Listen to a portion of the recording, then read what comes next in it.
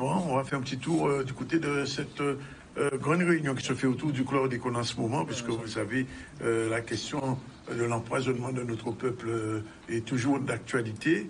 Et des associations, on a entendu le fameux point de justice qui va être peut-être proclamé bientôt. Beaucoup d'associations ne sont pas d'accord avec la position du gouvernement français, de la justice française sur cette question. En attendant, il se passe un certain nombre de choses autour de chlordécone en Guadeloupe, notamment cette réunion, cette série de manifestations qui se déroulent toute cette semaine avec des experts. Manifestations auxquelles les Guadeloupéens sont convoqués, invités. Grégory Lapp, c'était tout à l'heure sur place, on regarde un peu ce reportage.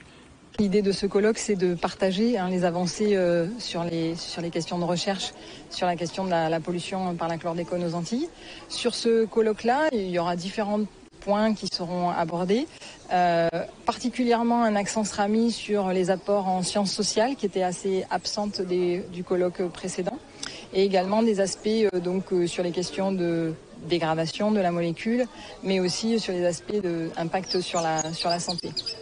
Ce colloque, il se veut vraiment être un colloque de vulgarisation, donc de coordination de l'ensemble des actions des chercheurs, et puis ensuite de vulgarisation, c'est-à-dire de le présenter aux journalistes, à vous, de présenter à la population, de présenter aussi aux enseignants pour qu'ils puissent être utilisés comme matériel pédagogique pour la suite, parce qu'il est important, et ça va dans le sens du plan Chlordécone 4, qui est celui de notre volonté d'aller vers les gens, pour leur expliquer les choses, pour leur montrer l'intérêt qu'il y a à se faire tester en chlordéconomie, qu'il y a l'intérêt à pouvoir se déclarer quand on est victime de pesticides ou quand on est malade. On fait faire des mesures à tous ceux qui le veulent, et à quoi ça sert?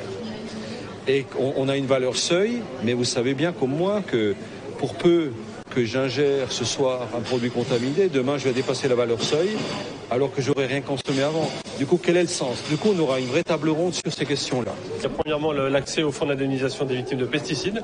On a une quarantaine de dossiers qui sont présentés, c'est trop peu, c'est beaucoup trop faible. On en est bien conscient, donc il y a un besoin d'information qui est clair. D'ailleurs, en dehors même de ce colloque, vous avez vu sur les médias, on a décidé de faire des spots pour que chacun puisse aller au devant et de poser des questions au moins sur l'indemnisation potentielle. Concrètement, nous allons organiser des ateliers, animer des ateliers qui rassembleront l'ensemble des disciplines. C'est-à-dire qu'il n'y aura pas un atelier pour les médecins, un atelier pour les agronomes.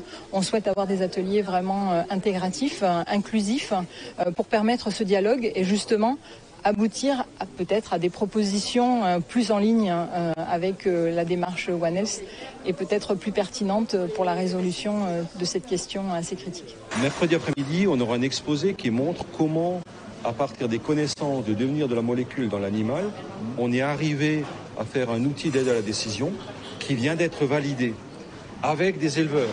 On a des recommandations pertinentes que si elles sont suivies, l'aliment que le consommateur aura à sa disposition sera dépourvu de chlordécone. Mais dans le sens on sera en dessous des limites qui présentent un risque. L'ensemble des équipes a fait l'effort de synthétiser ces résultats et ils seront disponibles sur le site Chlordécone Info. Dès la fin de la semaine, vous allez avoir accès à un ensemble de notes, de synthèses qui ont été, je l'espère, traduites en langage compréhensible. Alors, il faut bien rappeler que la justice française a décidé d'un non-lieu pour les plaintes qui ont été portées contre l'empoisonnement chlordécone depuis plusieurs années en Guadeloupe et en Martinique. Et parallèlement, donc, cette opération, est-ce que c'est une opération Bouchésier? On le saura un peu plus tard, puisque les experts sont là. Et ils laissent penser que peut-être que les gens pourront probablement dépoisonner, si on peut pas utiliser ce terme-là, les terres guadeloupéennes, ce qui nous paraît un petit peu particulier, puisqu'on disait que quand la terre est empoisonnée au chlordécone, il faut compter à peu près d'un siècle pour avoir une situation à peu près normale. Et donc, ce colloque, c'est un colloque scientifique, bien sûr, qui vont porter des informations.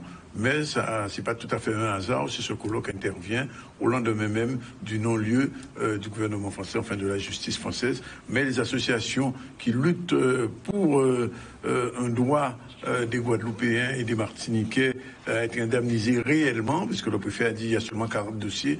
Donc on espère que d'autres, les associations, feront le nécessaire pour que les dossiers parviennent jusqu'au sommet de l'État français. Voilà, on reviendra là-dessus puisqu'on doit recevoir quelqu'un, probablement l'une de ces experts sera ici dans notre émission au cours de la semaine. Alors je me